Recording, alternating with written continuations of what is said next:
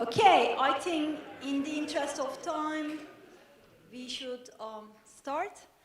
As usual, we would like to begin by recognizing and acknowledging that we are on the lands of the Peoria, Kaskaskia, Piankashaw, Weah, Miami, Mascoutin, Odawa, Sauk, Meskwaki, Kickapoo, Potawatomi, Ojibwe, and Chickasaw nations. These lands were the traditional territory of these native nations prior to their forced removal. These lands continue to carry the stories of these nations and their struggles for survival and identity. As a land-grant institution, the University of Illinois bears a particular responsibility to acknowledge the indigenous peoples of these lands, as well as the histories of dispossession that have enabled the growth of this university over the past 150 years. While this acknowledgement cannot heal the wounds, we are called to reflect on and actively engage with these histories, recognizing the role this institution has played in shaping them. Centering Native peoples in our work is a necessary first step as we look forward to the next 150 years. Well, tonight we are delighted to welcome James Binning as part of our fall lecture series, Critical Practice. I'll say a few words about the theme. Critical practice invites reflection on the evolving role of designers as critical agents in shaping equitable, resilient, and culturally grounded futures. In the face of today's social and environmental urgencies, the series explores how designers think, make, and act within and beyond the built environment. Contributing practitioners and educators working across architecture, landscape, and urbanism activate design as a tool for critique, transformation, and care. Together, these voices actively reshape what it means to practice today. And now I'll say a few things about our speaker, James Binning. James is a founding member of Assemble, the design-led interdisciplinary collective that in 2015 became the first architecture practice to win the Turner Prize, Europe's most prestigious art award, for their Granby 4 Streets project in Liverpool. Working alongside a resilient local community, Assemble helped reimagine a post-industrial neighborhood in decline, setting a benchmark for socially engaged design practice. Within Assemble, James has contributed to a wide range of projects, from the design and fabrication of furniture and installations to the orchestration of large-scale collective builds and the design of public spaces in the UK and abroad. Since 2014, James has also taught in architecture schools in the United Kingdom and abroad, including at the London Metropolitan University School of Art, Architecture and Design, and the École Polytechnique Fédérale de Lausanne in Switzerland. His teaching emphasizes collaboration with local authorities and community organizations, exploring alternative approaches to the lack of affordable housing, enable self-build at scale, promoting community-led development, and pursuing equitable and ecological building practices in both urban and rural contexts. This pedagogical work has informed and expanded the strategic dimensions of his professional practice. James is currently engaged in projects across the United Kingdom, France, and Australia, from developing new models of self-built, community-led housing to designing a new theater with a local organization in France, and leading a large project in Australia that integrates spaces for industry with cultural, civic, and commercial uses. I also would like to say just a few things about Assemble in general. Since its founding in 2010, Assemble has built a diverse portfolio spanning temporary theaters, artist studios, community housing strategies, and new public squares. The collective has evolved into a pioneering studio that fosters community engagement and sustainable networks of collaboration, skill sharing, and craftsmanship, while challenging conventional notions of authorship and process. Whether transforming an abandoned petrol station into a cinema, as in the Cinerolium, their first project, created without a client or budget, or revitalizing neighborhoods through resident-led restoration, as in Granby 4 Streets, Assemble consistently demonstrates how design can serve as a tool for cultural enrichment, and social empowerment. I will end with an anecdote. In May 2022, I took my then 6-year-old daughter to the Place We Imagine exhibition at Nottingham Contemporary, where the gallery had been transformed into a playground through play structures co-created by school children and Assemble. As we stepped inside, a giant green ball barreled past us, pursued by a giggling gang of children. Far from a don't touch, don't get near kind of exhibit, the space erupted with the joyful chaos of children running wild, their laughter and shrieks filling the space. This scene, in my mind, perfectly captures Assemble's vision of architecture as a holistic collective space, defined not only by physical form, but by the social and creative activities it fosters. In short, James Binning is exceptionally well positioned to address the theme of our lecture series, Critical Practice. Without further ado, please join me in welcoming James Binning.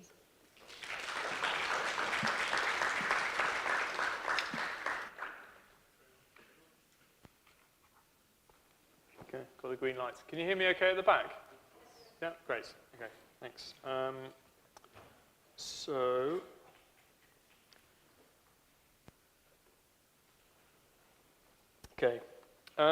the talk I'm going to give today is quite wide-ranging, I think, and really tries to think about our work, but also the structures that really enabled and shaped that work, and how, as those structures have changed, so our work has changed, and perhaps we're in a moment of reflection, I think, in our practical organizing in relation to the work that we do, in kind of actively trying to rethink maybe some of the structures that we've adopted and kind of work within. And yeah, so really I've called this talk Practice Architecture. In the UK, it's quite common to talk about, you know, the organization that you work within as an architecture practice, which suggests a level of kind of active engagement with, I guess, the tools and methods that you're constantly using to develop work. And, you know, I think also being here in America today, I thought I'd start the talk with a kind of David Foster Wallace quote, which I think really sort of sums up like something that took me quite a while, I think, to understand in my own practice.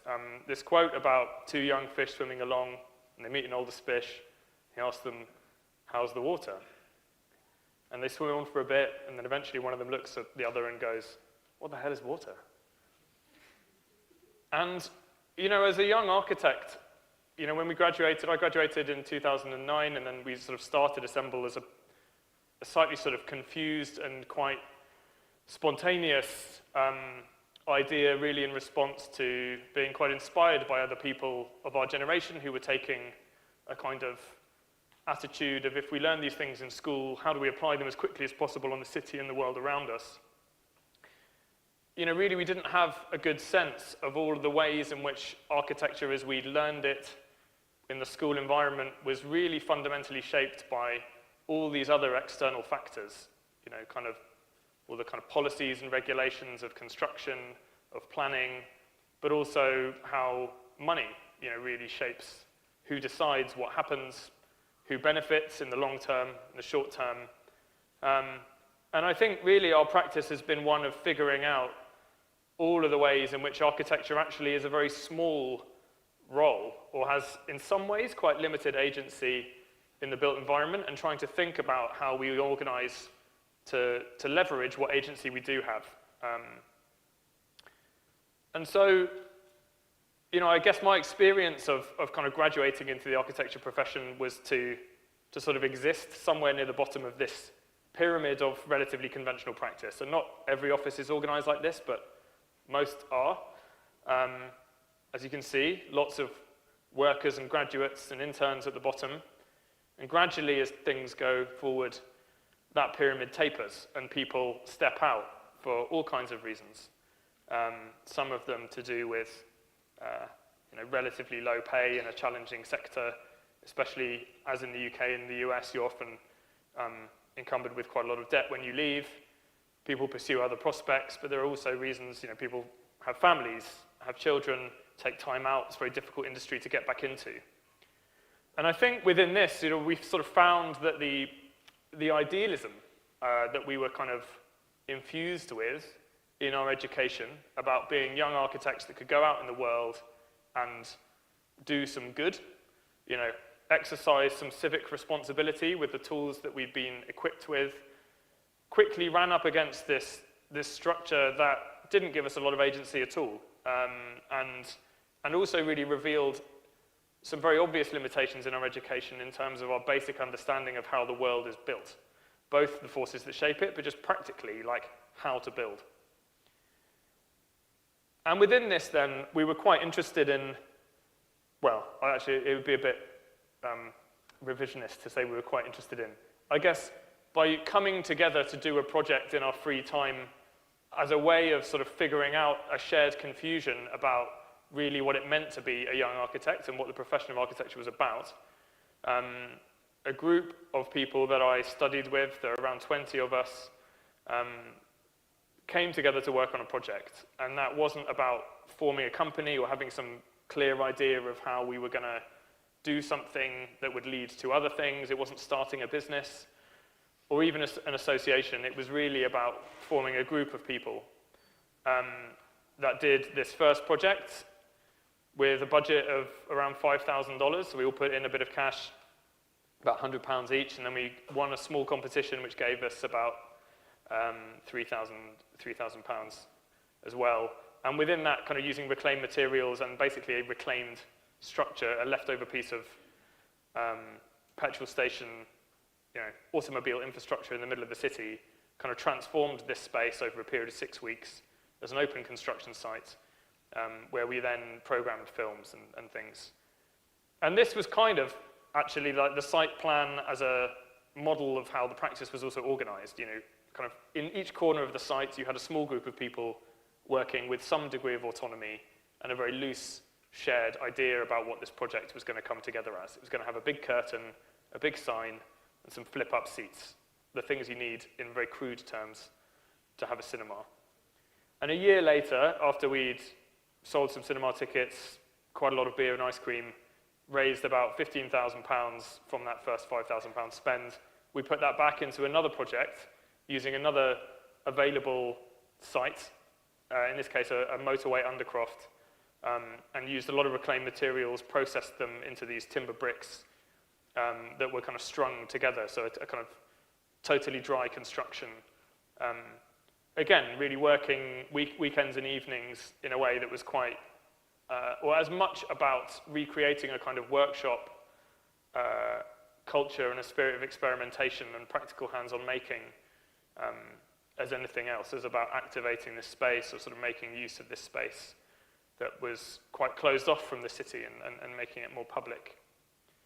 And at this sort of point, we start to organize more formally. You've done 2 projects together, and we start to think about, okay, well, so-and-so's done more hours than this person. Like, should people start being paid if there are inequities in how much time people are putting into the project?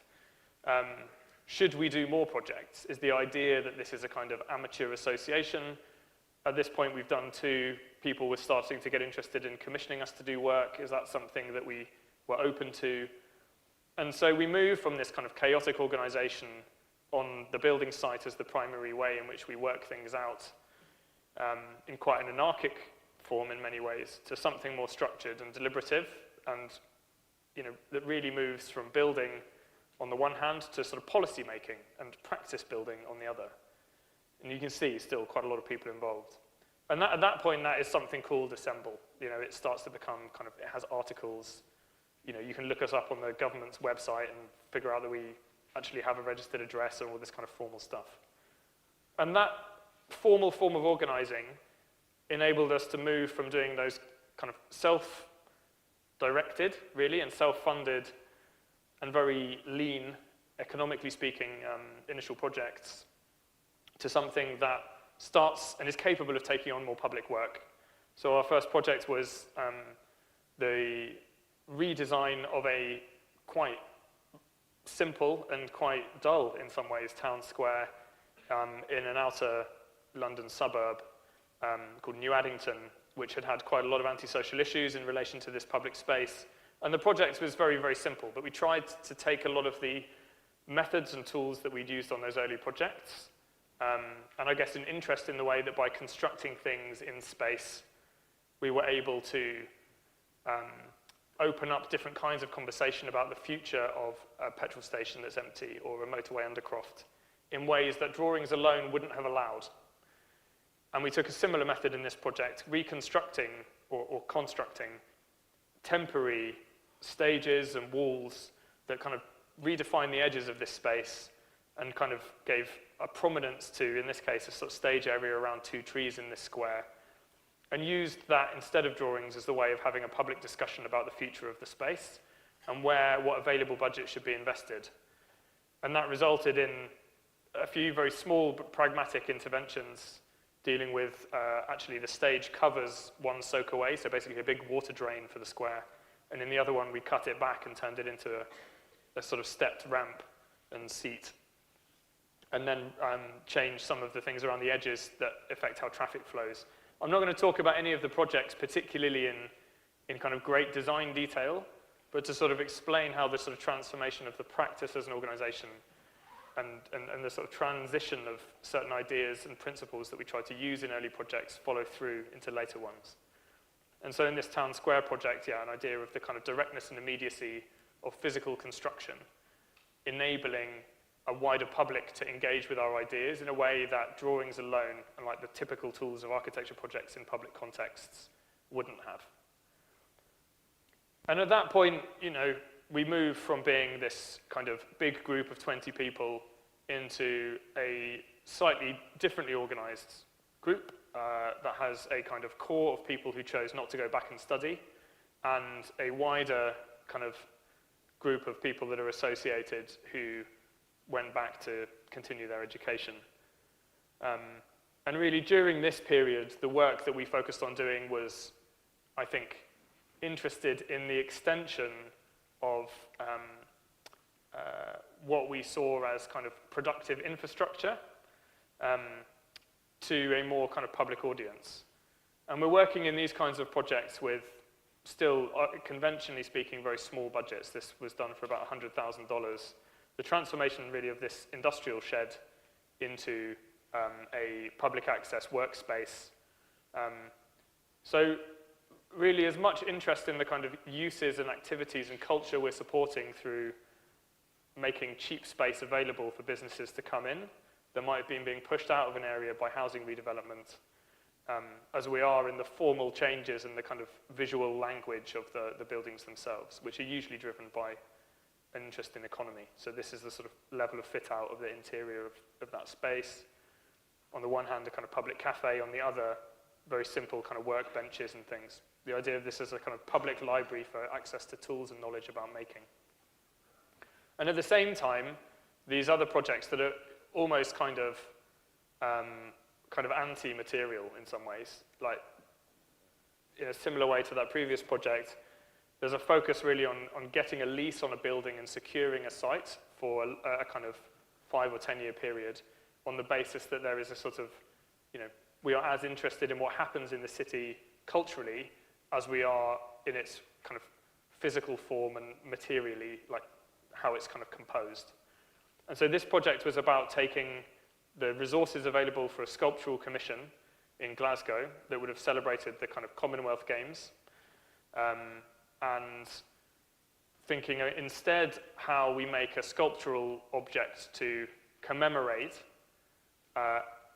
really what was quite a destructive process where an area of the city was substantially demolished, and instead take a lease on a piece of land in that area and say, well, how do we start to reconstruct this land much more quickly amidst a landscape of demolition that is going to be in flux for 10 years. So again, working with, in this case, around £100,000 again for the duration of this project, we started off by acknowledging that all of the children's play spaces in this neighbourhood had been demolished as part of the Commonwealth Games master plan, and none of them were going to be replaced for the next 5 years at least. And as a consequence of all of that demolition, many children from this area were starting to break into construction sites. So children as young as 6 or 7, in quite a poor part of Glasgow, break into construction sites to sort of play because they're kind of amazing environments. In some ways, they're quite like, You know, you may have seen these extraordinary images of children playing in kind of bombed out parts of Europe in the wake of the Second World War. And so the first move of the project, once we'd sort of secured a lease on the piece of land, was to just divert spare construction materials onto this site, chippings, pieces of kind of large drainage piping that weren't needed, and to kind of create a loosely held space in which children could come and play in a much safer environment, but one that was still very loose and kind of undetermined and very kind of capable of being made and remade. So again, less interest really in this as a formally designed space, and interested in how kind of setting out a very minimal infrastructure with very limited resources could create actually an immense kind of potential as a space of play, one that's much richer than an environment which has beautiful slides and swings and really allows only one or two kind of ways of experiencing that environment in terms of play. So this is an environment which is constantly being kind of made and remade on a weekly basis, where some of the forms of play are quite risky. They involve the use of tools like drills and saws. And some of the constructions over periods of time can be quite ambitious, but there's an idea as a kind of analogue for the city at large that it's kind of constantly being made and remade. There's no sort of ownership or possession of a part of the site just because you built something. You're part of a community of children that use that space and constantly exercise their sort of agency within it by constructing and deconstructing the work of other people. And these kinds of projects really then lead into a kind of larger and more complex project that has really been ongoing now for us for nearly 15 years in an area of Liverpool called Granby, where we began working with a group of residents who had, you know, for want of a better word, I guess, had a number of physical battles with police and the local authorities in the 1980s. It was an area that was kind of characterized by post-industrial decline, but historically one of Liverpool's most diverse communities, reflecting its history as a metropolitan port that at the height of its prowess was a center of trade for all kinds of global networks. But that kind of diversity and the prosperity of this area by the 1980s was really seen as something problematic by the local council amidst the kind of wider culture of police racism and other things. There were a series of quite intense conflicts that led to a policy of moving social rented, basically tenants who are renting from the council to other parts of the city and kind of actively breaking up communities in this area. And over time then that fabric begins to decay because large parts of these streets become depopulated, you know, incidents of arson or in some cases demolition by the council become more common. And so, you know, you can see the kind of quality of the built fabric in the detail of some of these brickwork. You know, they're not low cost kind of generic houses. Actually, the fabric of the buildings themselves is quite special. But the kind of condition of them at this point in time in 2010 when we come in and start working with a group of residents who'd stayed there from the 1980s to 2010 was pretty bad. But in that intervening period, I think, in spite of this kind of quite robust environment, a lot of small-scale and quite domestic actions by those residents had started to change the character of those streets. So digging up kind of pavements, planting, painting the fronts of houses, even where the houses themselves were empty, had been a way of kind of addressing this very harsh, almost kind of militarized condition that you see in many of the houses. And even though the occupancy of those streets at this time is quite low, actually that environment really starts to kind of reflect the fact that it is quite deeply cared for and quite kind of humane. And our role within that really was much less dramatic in some ways than in the previous projects that I've showed. It was about addressing a kind of strange and quite counterproductive tax loophole in the UK where if you're demolishing buildings, you get a tax break. So there are lots of incentives to just clear away buildings and rebuild. And instead, work to try and achieve this community's intent of renovating the houses that to them were kind of culturally significant as a kind of emblem of what they'd fought for and really resisted in the face of a desire from the council to demolish and move them on over the previous 30 years. And so the renovation of these buildings in and of themselves is very simple and very low cost. So each house is renovated for around $60,000.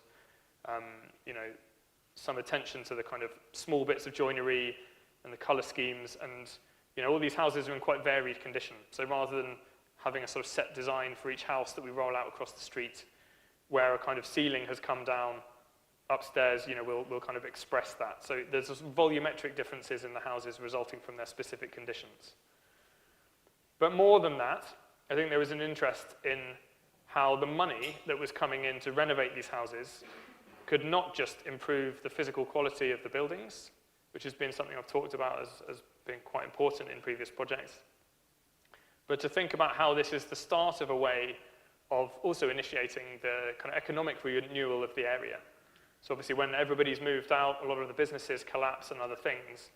And while we're not going to change all of that overnight, we can think about how an investment of $600,000 in the renovation of 10 houses can, as far as possible, go into local businesses rather than generic contractors. So if we're designing for that, how do we do it? And the main way in which we tried to do it was to say, you know, these extraordinary interiors that would have been built in the early 1900s when labor was cheap and materials were expensive. So materials were often invested with an incredible amount of care and craft. You know, we've got to recreate these interiors at relatively low cost, but how do we do it in a way which isn't generic? And so we took a portion of the budget for each house. It was only 5% of the budget for each house. It's around $3,000. We take that as a starting pot. It's around $30,000 for the 10 houses. And we use it to set up a pilot program to build lots of different artifacts for each of these houses. From these kinds of mantelpieces which gather together basically rubble and demolition waste from all the houses around, in the backyards, to make these kind of ceramic, these concrete mantelpieces at the heart of the home, and also kitchen counters, but also develop a range of ceramics that I'll talk about a bit later on.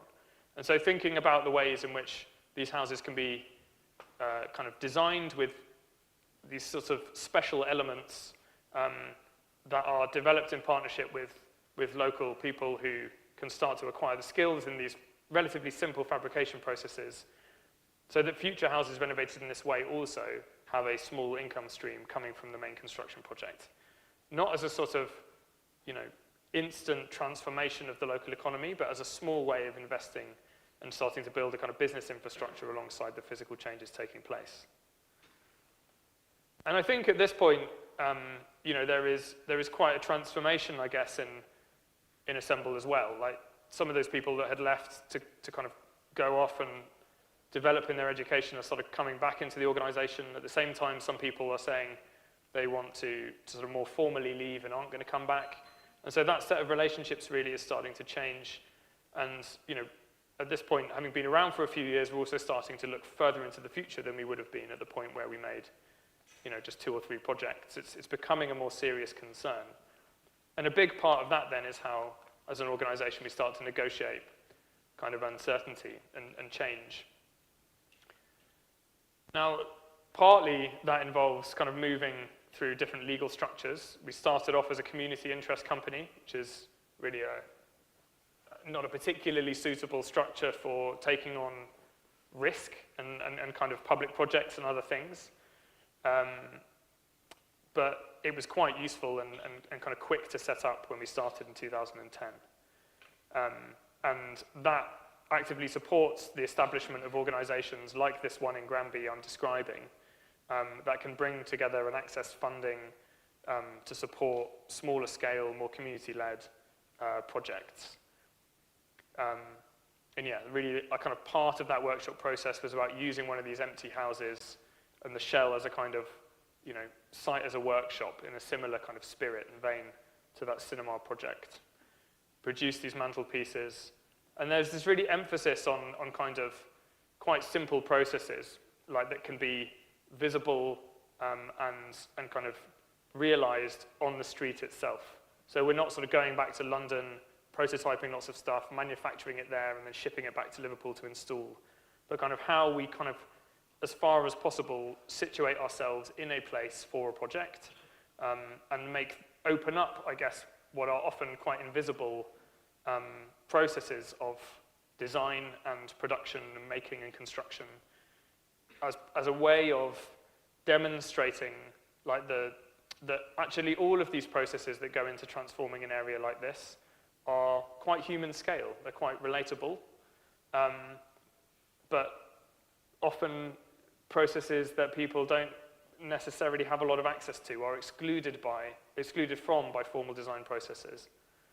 And over time, that sort of business that began as something kind of working out of a messy kind of semi-derelict interior on very kind of DIY and low-fi processes has started to think more critically about access to tools, how to develop economy and how to grow as a business, investing in infrastructure, working not only with people from that local area that might have some experience of working in ceramics or other practices, but beginning to think also about its relationship to kind of wider post-industrial areas whose economies have, traditional prosperity and economies have also collapsed.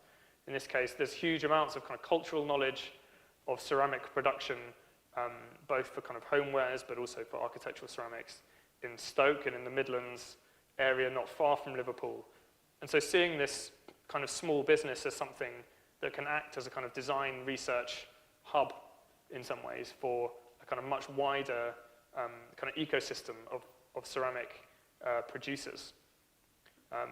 And so that small business, which kind of began making things, in quite crude ways with really techniques like, concrete casting and press molding, things that are no more sophisticated than any of the model making techniques I've seen kind of walking around the school today, evolves into something that using simple tools and kind of quite low-cost tools, like a press mold that costs maybe $5,000, these aren't million-pound pieces of equipment, can start to become something that moves from just producing for a street to being a street-based architectural ceramics business that employs 5 people, permanently changing cast of people that then go on and in their own way set up other businesses. And that business now has a permanent home in one of the buildings on the High Street. This was the Granby Workshop, or a kind of factory and sales room, I guess, for the first few years of its life. It's now moving into a larger kind of purpose-built structure on the street. But, there's other kinds of aspects, I guess, to our work that we're interested in. I think one of those things has been about workspace and really thinking about the kind of conditions that we need to work in a way which is like this, which is quite practical and hands-on. And when we make buildings, we are always dependent on these kind of invisible networks, the sand, the cement, the timber, all of these resources that you need to pull together to go into a building, get processed somewhere, are produced somewhere, are kind of fashioned by people who are shaping those materials into more refined and specific things somewhere. And that somewhere used to be often in cities, and increasingly, as there is kind of, particularly in somewhere like London, huge pressure on land values from residential redevelopment, those things are tending to be pushed further and further out, and are kind of being lost as part of quite a mixed city economy, urban economy, that we think is really quite important, actually. And so, as much as we're interested in the production of buildings, we're interested in trying in some way to kind of protect and preserve the space for this kind of production in the city. So in the same way that we learned from those first projects that we could build things ourselves and think about that as a form of agency, we also understood that we could, get hold of land in those early projects for limited amounts of time, and progressively our interest is in getting hold of pieces of that land for longer lengths of time, with an understanding that that really gives us the kind of security to build up these kinds of social infrastructure in a way that isn't constantly threatened by precarity and allows us to invest in them really in the long term. So we share our workspace now with quite a mixed community of people, some of whom work in things like timber, metalwork. We have large amounts of storage, these practical spaces that serve both as places of production, but also quite public spaces where we host exhibitions and parties. And that really is quite core to supporting the work that the core design practice, Assemble Design Limited, does, which in a way is more conventional. That's sort of the work of the architecture practice, so to speak. Dida mentioned an exhibition in Nottingham. This was the exhibition, the Brutalist Playground, where, yeah, I think there are a strong emphasis in our work on the way in which, as opposed to constantly presenting architectural information or sort of thinking about the way that the built environment is made, we're interested in how you have those conversations with a public that isn't often trained to sort of decode the language that we become very familiar with within architecture schools. I'm going to have a little sip of water. So in this case, one of the things that we're very interested in as a practice is children's play, and particularly the idea of risk and kind of responsibility within play environments. Often we have very anodyne, safe environments now that I think are very limiting in terms of their imaginative potential. That was very different in the kind of 50s and 60s. People built these kind of quite sculptural and kind of dramatic, and in some ways, from today's perspective, dangerous playgrounds. And so rather than sort of looking back nostalgically at these places as things that existed in the past that we no longer have access to, we would sort of reconstruct at full scale some of these installations to experience in the gallery in a way that actually allows people to sort of balance that risk. It's a soft, in this case, a soft saucer, but it has a metal handrail. They're still kind of things that ask you that can take a level of physicality in how they're used, and maybe reproduce some of the relations to these things as spatial and kind of physical artifacts. Not only think about how we sort of present the ideas back through the kind of drawings and photographs that exist of these very well-documented spaces. And it's quite wild, as an architectural, installation.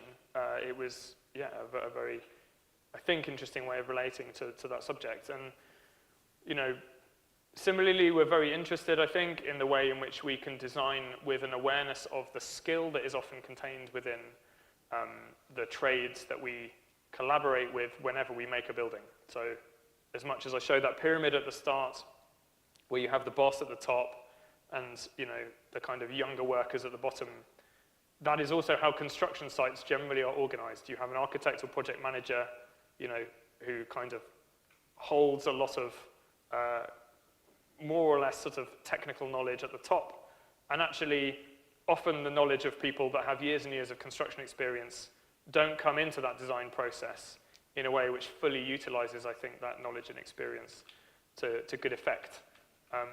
And we're interested in the way that on smaller projects we can really kind of break down that design process that follows quite a typical kind of sequence into something where we leave a lot more space for decisions to be made on site.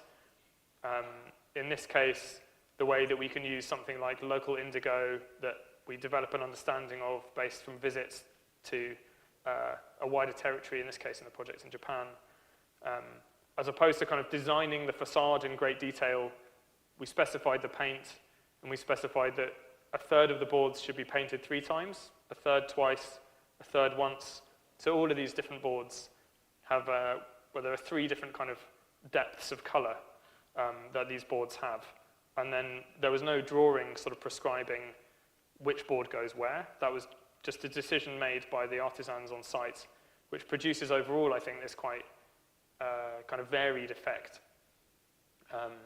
And I think there's a sort of political emphasis to that as well. I think it's important so often when like you produce a drawing and you give it to somebody and the only agency they have is to execute it either perfectly or imperfectly, you don't utilize the skill that exists within a kind of, an industry in which lots of people are far more capable and knowledgeable about construction than I am. And we're interested in these processes, I guess, in saying, make some decisions on site. Don't just follow these instructions, and in an industry which so often tries to attribute like responsibility and risk onto individual parties, we're quite interested in ways in which you can say, let's share responsibility for the outcome by not over-determining it in the drawings or the information that we produce. And that extended to other parts of this small project, in this case working with a local specialist in earth construction to kind of build this hearth. So again, it wasn't sort of drawn, it was sort of figured out on site with him as a moment of construction collaboration, and then that extends also to the production of these ceramics. The client for this project was a beer producer, and so we took all of their kind of waste, yeast and grain. From that, you can make a kind of yeasty batter that is a very kind of low fire glaze. So you sort of dunk the ceramic pieces in this, what is basically a kind of sourdough mix when the pieces are really hot, and then you dunk them in water and they kind of create these very kind of richly fired objects. And then, if that's at a very small scale, we're working as an organization now right up to projects that are worth £200 million. So almost like, whatever that is, 1,000 times more value than, or like many, many thousands of times more value than some of those early projects. But where I think there is still a sort of similar interest in how those initial ideas about kind of construction and simplicity and incorporating different forms of knowledge are brought into a project kind of like this. So in this kind of project where we're working in Australia, not somewhere where we are so familiar with the kind of construction culture. And every construction culture is different. Like you visit Britain, people are building housing blocks in a very different way to the way that they're building them here in the US. Like the construction technologies are just, the vernacular in a contemporary construction context is different. And so rather than trying to sort of design in too much detail the building, we produced these very large models. This model would be about the size of this table, which really describes the kind of architectural intent of a series of elements, like a frame and a series of screens that are held by a set of trusses. And then we ship that model to Australia to a contractor who then we want to send us back the details for how to kind of build. And so constantly thinking between that project like the town square that I shared, or a project like this, where we're in that town square project in terms of like, what's the language of design to enable a conversation with the public about the future use of this space and what will and won't work? In a project like this, deciding that large-scale models as opposed to drawings were the most effective way of communicating our intent, but also leaving a lot of ambiguity by making a massive 1 to 50 model into which the contractor's knowledge could take responsibility for quite a lot of the detailed elements of the design. And I think, that's something that we're very interested in, really, in terms of the tools. And at different points as well, like we've also explored the role of building. So we had a building company for a bit called Assemble Builders. That really enabled us to start to think about how we took some of that kind of direct interest in construction from those early projects that were very temporary, where we were the client, up to larger scale kind of, structures that were, proper buildings. Partly because we were interested in the economy of construction, like by taking on the role of construction as a young design practice where we didn't have enough design work, we could employ ourselves as builders. Partly because we were interested in the way in which it allowed us to take a different view of regulations in some ways. Partly because so often when you design something really intelligently, you're not the person who benefits. Like you don't get paid extra for a really intelligent piece of design. But if you're the builder and you can save lots of money by designing something in a better way, there's a sort of beauty to that supports what are otherwise quite challenging business models that architecture, I think, generally is afflicted by. So in this case, I think this project kind of combines quite a few ideas both how we take on a responsibility in the construction, how in the construction of something like this, of this facade, we don't, again, design everything in so much detail as to work with somebody who ultimately is responsible for realizing the facade within a framework that we've set out, like the tile dimension, in this case, but also how we take our interest in workspace and these kinds of often hidden types of activity in the city and give it a kind of special front, something that kind of elevates and sort of celebrates these kinds of working activities within an otherwise quite rough and kind of worn urban fabric. Like, how do we make something quite beautiful and specific? And so really, like, as Assemble's practice has kind of evolved, it has evolved into a much more complex organization than just an architecture practice, which is kind of contained within Assemble Design Limited.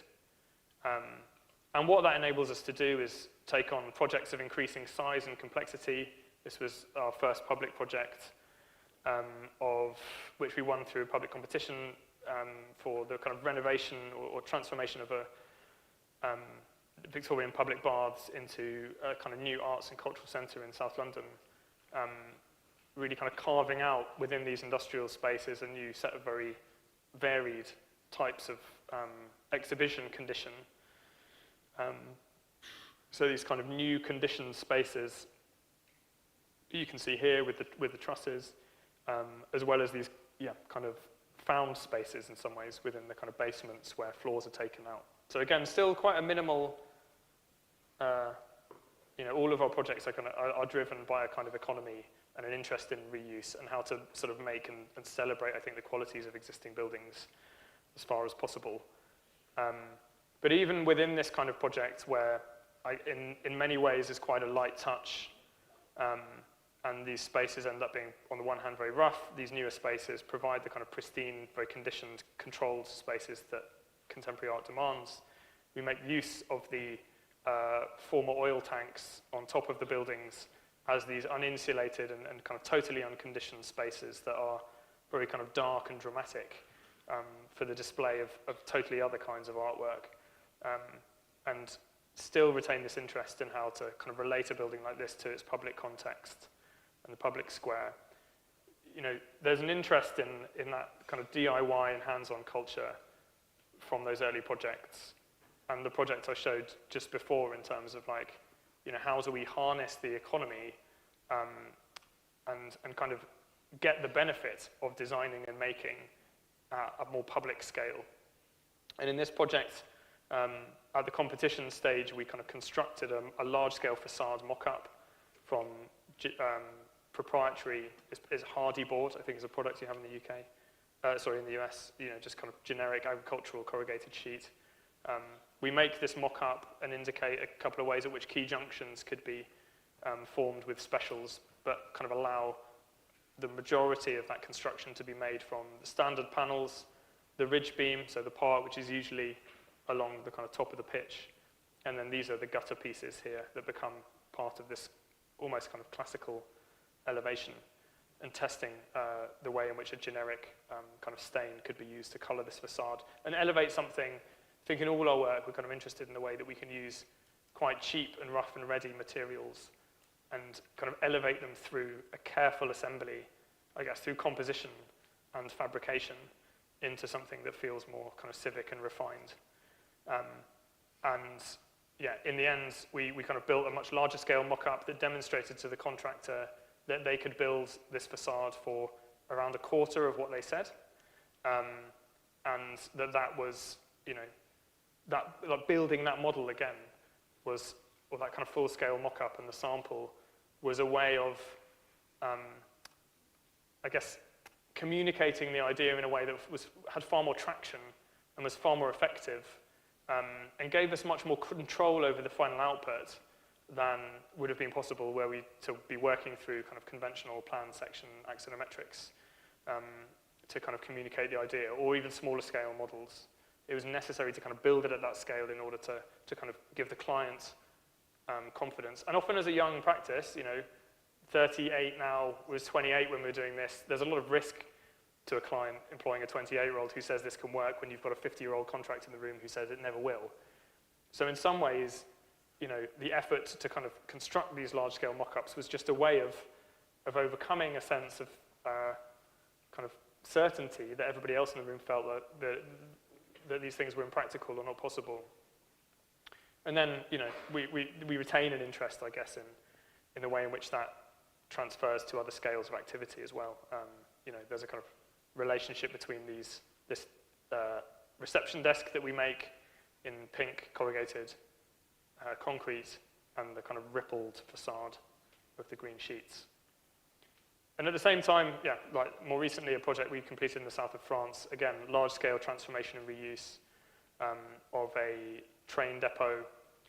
And in this context, I guess starting to think less about the building site itself as the kind of space or kind of envelope in which we're operating, but thinking instead about the wider territory and the environmental impact. And if something like that Granby Workshop project is really about thinking how we can design a building to transform or kind of introduce new opportunities for small-scale production and economic development within a project, this project in the south of France was about understanding how all of the regional resources that were potentially available could be used in a culture of local construction that kind of reorientated much more towards its particular eco-region.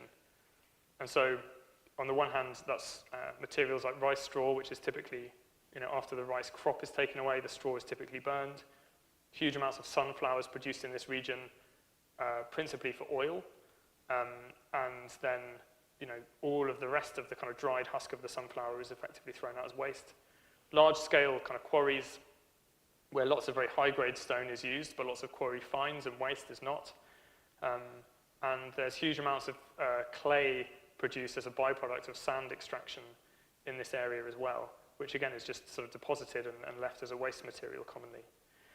And so again, this idea of a sort of site as a classroom is really kind of critical to bringing together lots of different parties right from the start. So we're working with an organization called BC Materials to take all these materials from the wider territory and prototype their use in construction through initially small-scale tests, and then starting to move to kind of larger-scale constructions and mock-ups that are investigating how the local straw, not just a generic straw product, can be used, and which businesses we can partner with to kind of process that straw into a usable construction module, how we can use those clays in the production of local plasters, and how we can start to work with local contractors and people that have some knowledge of building in stone or other kind of related trades, and to think about how we start to manufacture, for example, using stone dust, these kind of large-scale building components in techniques like rammed earth or compressed earth blocks. So we make these kind of larger-scale mock-ups on the site. And then the renovation of that building really is a way of creating an initial demand, or in some ways taking the risk on the initial implementation of these things, not just as ideas, but at scale in a project. So that rice straw used to insulate the shell of this stone building. Local timber isn't often used in construction. Again, we use it here. There's an emphasis on using things like miscanthus and kind of widely available within a wetland environment, which is what the south of France Camargue region is.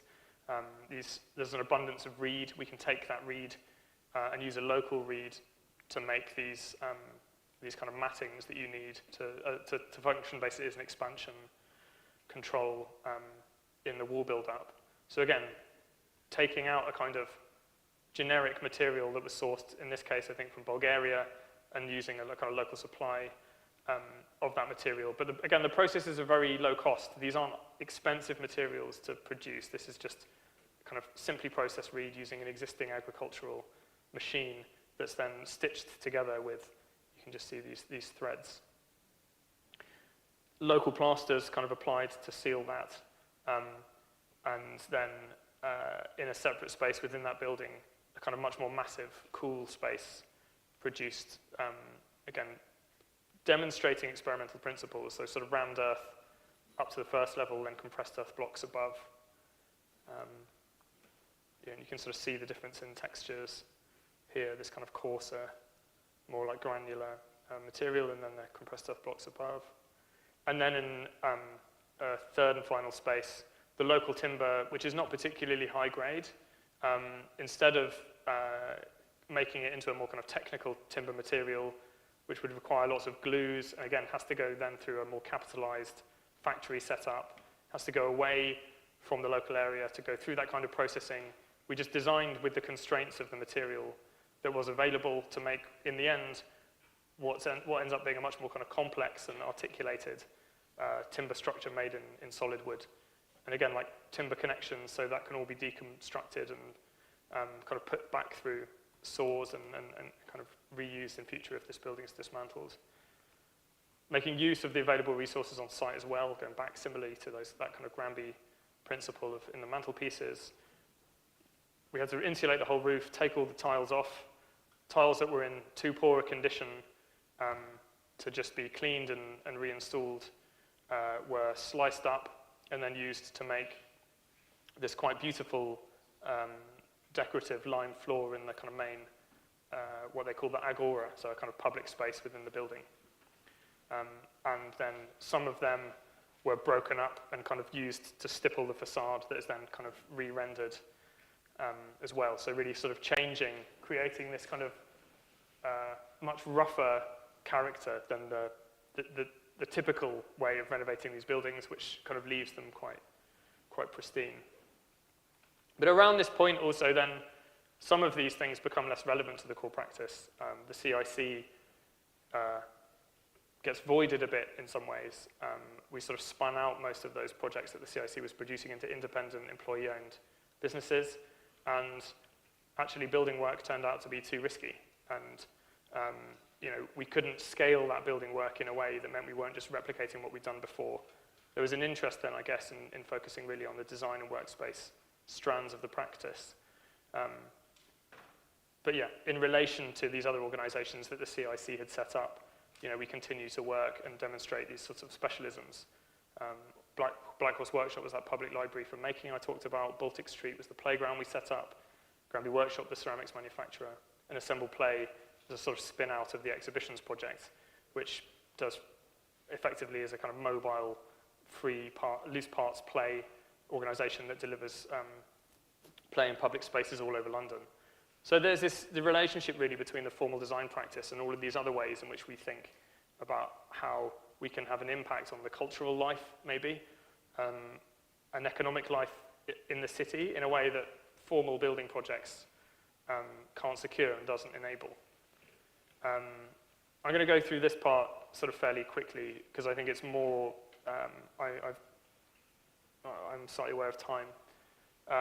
But it kind of talks a bit more about the way in which we've kind of changed as an organization. But I sort of wanted to finish really by talking about where we are in terms of our thinking and how much our built education really focused on the idea of architecture as a civic practice, but still one very much focused on the idea of form, that we impact the city through careful consideration of form.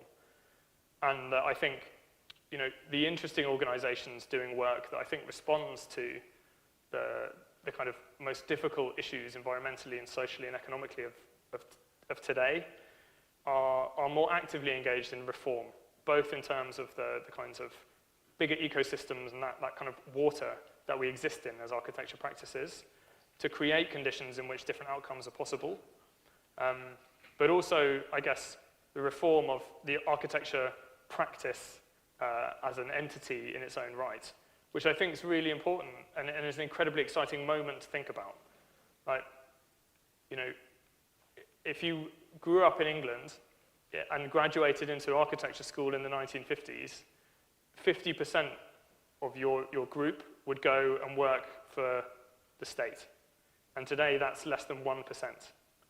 So within 30 or 40 years, we've gone from architecture as a public practice to an entirely private practice. And yet we still hope or expect that architecture and in a fully private model can deliver something equivalent to the same kinds of public good that a largely public model of practice delivered half a century ago. And I think that just doesn't work, right?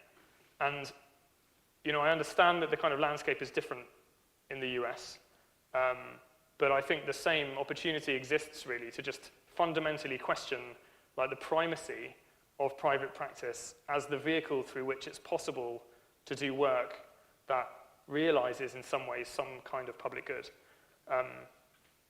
And I think the interesting organizations today that are effectively doing that are doing so when they think about practice as part of a network of organizations that act on the built environment in specific and varied ways. In material terms, I think that's, you know, there's an amazing organization in Belgium called BC Architects and Materials, who kind of combine an architectural practice with a business that manufactures clay and earth-based products in central Brussels. So they take, every time a building is built, not every time, but when a building is built in Brussels, they go and take the clay. Brussels is a city kind of built on clay. They take it away to their construction site, they process it in a big shed, and then they manufacture like unfired earth building materials that their architecture practice then demonstrates in their work. And that has now become a kind of major producer of earth products, and their projects give people confidence that those products should be used and can be used in more mainstream ways. And I think that's a really extraordinary example of something which is, you know, actually not that sophisticated. Again, when you look at the equipment that they're using, and I think this is always really important, our interest is in using low-cost kinds of machinery that are not so different to the kinds of things you probably have in this university. You know, if you need to spend 10 or even 100 million pounds on a piece of manufacturing equipment, you know, you can't really afford mistakes. Like, that's why mass manufacture of housing, I think in the US and the UK, has never really got off the page. Where you look at examples from Scandinavia where people built much simpler structures using timber and you know, generally less industrialized forms of technology, were able to build tens and tens of thousands of houses. I think BC, a really interesting example in that kind of context.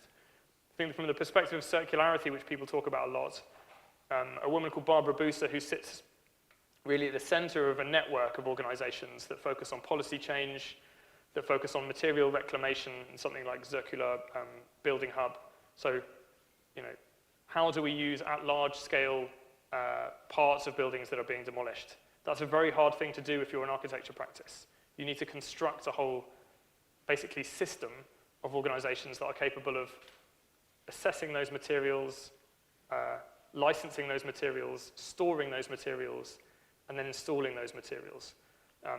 And I think, again, Balbur In Situ is an organization which is not only kind of looking at the problem and saying it's a problem, but thinks about architecture's role as this kind of unique tool, both for design but also organizing systems in sort of changing and creating the infrastructure needed for that reuse to happen at large scale. And these kind of extraordinary projects that they've realized in Switzerland.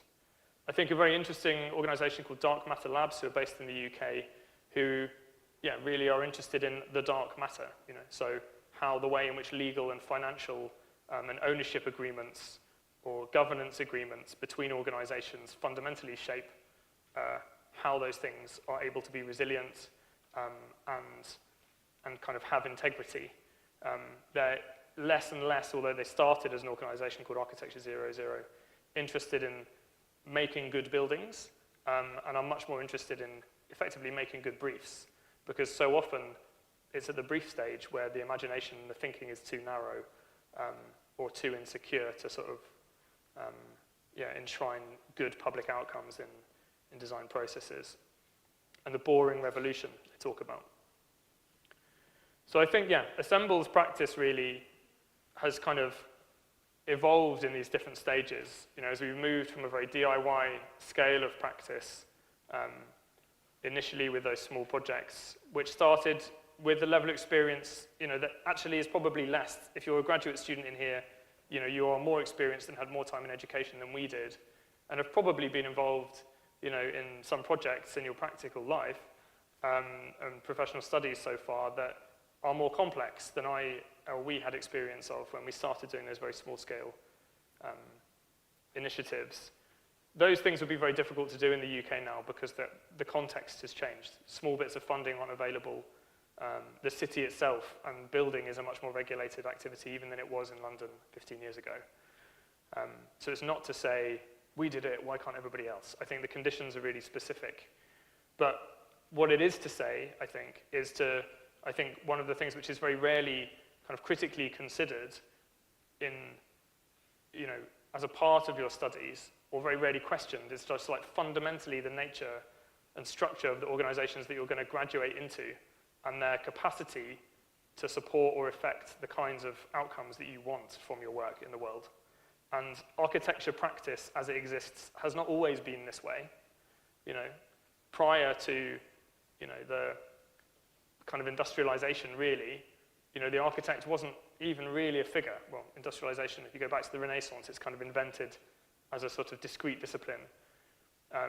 You know, and it can be reinvented again. And I think the most interesting organizations that are doing the most impactful work are doing that, are kind of thinking less of the architect as a professional practice and more as a kind of broad disciplinary knowledge that equips you to think and act and operate within the whole system of the built environment in a way that is, I think, more collaborative and more capable of drawing on the expertise of lots of others within an increasingly kind of complex field of construction.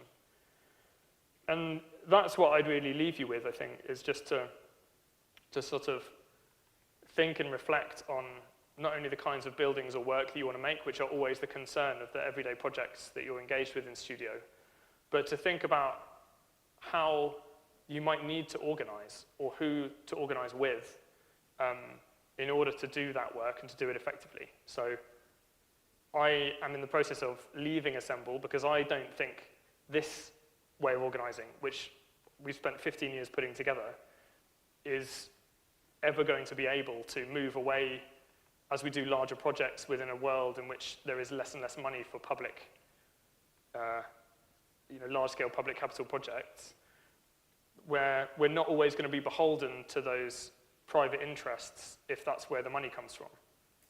I can't feel like I can sincerely say, you know, working for public clients, it's really possible to create good public outcomes anymore. And so I've moved from working, I guess, for architecture practice to working for some of those organizations at a community level that are looking to build, but who never have the resources to hire architects. They don't have the resources to pay professional fees, because for an organization to hire you, it usually costs 3 or 4 or 5 times what you actually get paid. So actually, it's quite possible to go and work for them in-house, get paid the same amount, but bring a totally new capacity to organizations that don't typically have access to spatial or design thinking. And for me, that feels like partly an interesting change 15 years into my career, but also a very different place to stand and reflect on the issues and yeah, give me a different place to kind of try to leverage maybe some different kinds of outcomes and value in the way that the built environment is made. So yeah, it's quite a expansive journey through sort of 15 years of practice, and I appreciate I haven't sort of gone into great depth in any of those projects, partly because there's a lot of information online about any of those projects if you choose to find it. Like a lot of articles have been written about projects like the Luma project in the south of France or Granby. They're incredibly well documented. So if you're interested in some of those things and a bit disappointed that I didn't talk about them in more detail, you know, those resources really do exist. But I think this sort of stuff is much less often discussed. And if it felt a bit abstract, then thank you for hanging in there and sort of sharing in that. But yeah, I hopefully also something sort of stimulating or provocative about that in relation to the moment you will find yourselves at in your professional lives and your kind of nascent architectural careers. So yeah, thank you very much for the invitation to come and speak.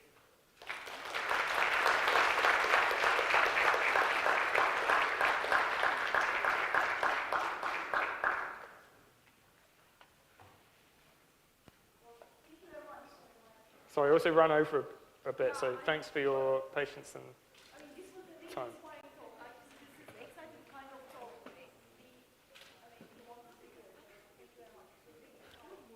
We went a bit over, but I think we have still rooms perhaps for a couple questions if you have burning desire to ask a question? Okay. I have loads of questions, but I'll just ask two. So, how? It's one. Okay. My question is, you have put a lot of thought into the materiality of it, of all the buildings that you've worked with. My question is, like, when you were working with buildings abroad, how difficult was it to do the material studies? Because you are a community practice, and it's really important that you keep your budget in line, and you also have to travel abroad and study materials. Yeah, it's a good question, yeah. That's something very difficult. And In a weird way, it's harder to do in the UK because, to some extent, I guess, you know, in all of those projects that we're doing abroad, we would kind of go for a period of time, and we do kind of extended residencies. I think one of the things which is really important maybe to say is that, like, I think it's all of this work, I think all of any work really is a product of relationships. Like, good relationships allow you to take risk. That's good client relationships, good relationships with the contractor. And I think really the work of the first bit of Assemble, or up to this point, has always been enabled by quite committed relationships between all the different people involved. That enables a level of risk-taking or openness or like diversion from the original brief or whatever within a culture where, you know, as the architect, everybody is basically looking to move blame and to avoid risk. And it's quite, generally speaking, we've also had plenty of those relationships where, you know, it's not collaborative. It's about sort of responsibility passing. And the outcome is almost compromised in those situations, I think. But we found that the only way we could create those kinds of conditions is to go places and spend a lot of time there. You know, like a group of people basically moved to Scotland to do that playground project. You know, the same with the project in Liverpool. The same with the project in France. You know, we were there like every 2 or 3 months. We would go there for a month. And work very closely there. It's a bit different in somewhere like Australia. You know, that's why we kind of took a different technique and just sort of said, we'll do, instead of, you know, it's easy in that situation to say, how do we provide more information because we can't be there? Whereas actually our attitude in those sorts of projects, or in Japan, we did the same thing. It was like, we make a big model and send it. And there's so much not shown in the model that they have to figure that out and propose it and come back. So I think in the context where we can't be as present, we try to do less and make sure we're not, you know, we're just leaving enough space for somebody to come in and take responsibility, and for that responsibility not just hang in the middle. But actually, as we've got older and people have kids, and, you know, also you'll find out that once you get over 32, you do start to get tired more quickly and this kind of stuff. You know, there's some basic things. I had incredible reserves of energy to do these kinds of projects, and we were pretty hardcore in our 20s, you know, just like, because it was really exciting, but we could work all the time. We had a lot of stamina for the work, which we don't have now. Whereas if you're, you know, there's a level of commitment to doing a project abroad that maybe unsurprisingly also, for people to hire someone from the UK is a pain in the, you know, it's a pain in the ass. So they usually, there's a high level of ambition when somebody gets you to go abroad to work with them. But in the UK, often it's just like, you know, the organisations that we might work with now in the UK don't have as much skin in the game, and also it's just too easy. It's harder for us to be as committed to going 2 hours from home. People just want to go home. And yeah, I mean, in a way, it's like there was a level of commitment to those projects, and I think there still is to the overseas ones, because there is a level of commitment on the client side. But I personally have found, as we started doing larger projects, we've just slipped into more conventional ways of working. And those relationships are more conventional, and the expectations are more conventional. And, you know, that's partly the reason for going working with organizations who feel like, they live or die by whether this project happens in the place where they're going to live for the rest of their lives. And there's a totally different intensity to that I really enjoy. Because, yeah, otherwise so often people don't have that much kind of, people making decisions about what gets built aren't the people that are going to live with that outcome, for the next 10, 20, 50, 100 years. But yeah, weirdly, the projects closer to home often don't get as much energy as the ones where it's like when you take it on, it's going to be difficult, and so you're really invested. Yeah.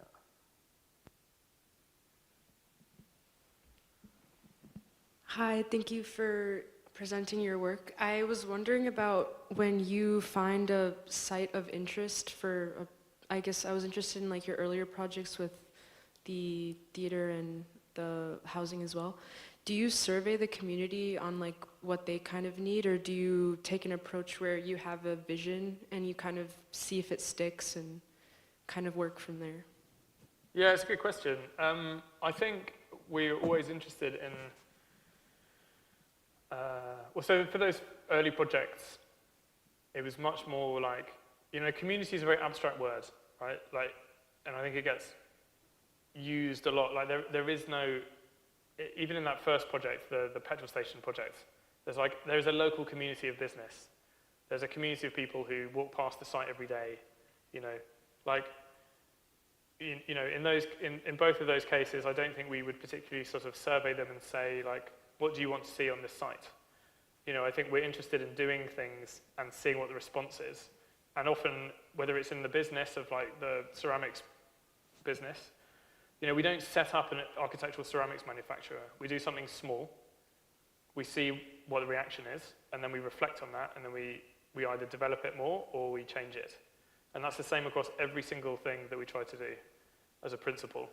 Is like, if there's one lesson from modernism that I think I feel like I take in my practice, it's like, if you make big moves and you get it wrong, then it takes a lot of time and a lot of money to undo the big move, and in a way, what's interesting about working in these contexts of like more Victorian streets and other things, or like having never had the resources to make big moves for the first 10 years of our practice, we would always have to do something small. Necessarily then would be a pause, and we would get, I wouldn't say feedback or consultation, we have a relationship with people in the places that we're working who say, why did you do that? Or like, it's interesting that you did that. I wouldn't have thought like that this would work, but actually it did.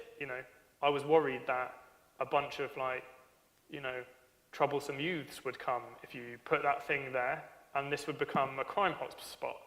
I wanted more security, but actually you built that thing, and that didn't happen. And that's not what I would have imagined. And I think there's a sort of, it's the same reason why I talk a few times about like these are cheap tools that we buy. We're not interested, like if you spend £10 million, you're out of business immediately if your £10 million bet doesn't work.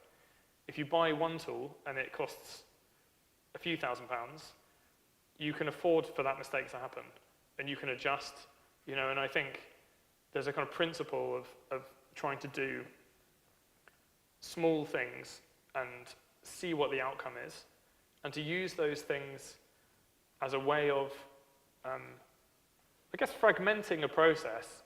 Like, people don't understand drawings, and too much of the way that the built environment is made now is about making massive speculations based on unreasonable levels of confidence in what's going to happen once you've built something.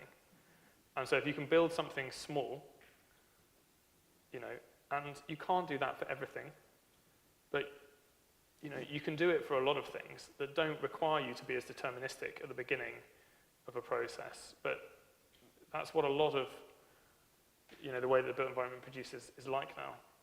So, yeah, I think that's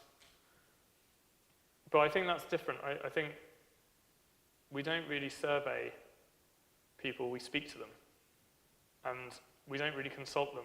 I guess we try to find ways of spending as much time having informal conversations with people about the situation as we do having formal meetings about drawings and proposals and other things.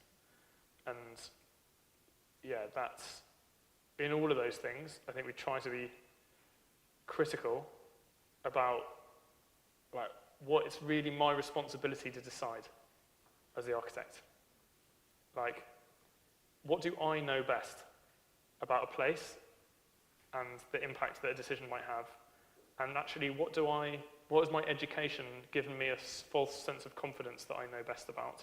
That actually somebody who has lived there for 30 years or has a different experience to me might know. And like that feels maybe more important than, yeah, the tools of kind of engagement or consultation or these things, which I think often are about just validating a set of ideas that you might already have. And I think that's quite an important distinction or tension in the work, yeah. Okay, thank you very much. I think in the interest of time, we have to draw it to a close, but if you're welcome to approach James at the end. But thank you so much. This was extremely inspiring, I think, for our students to talk about not just your work, but really how you practice. And I think that was really, really inspiring for our students, I hope. Thank you. Thanks very much.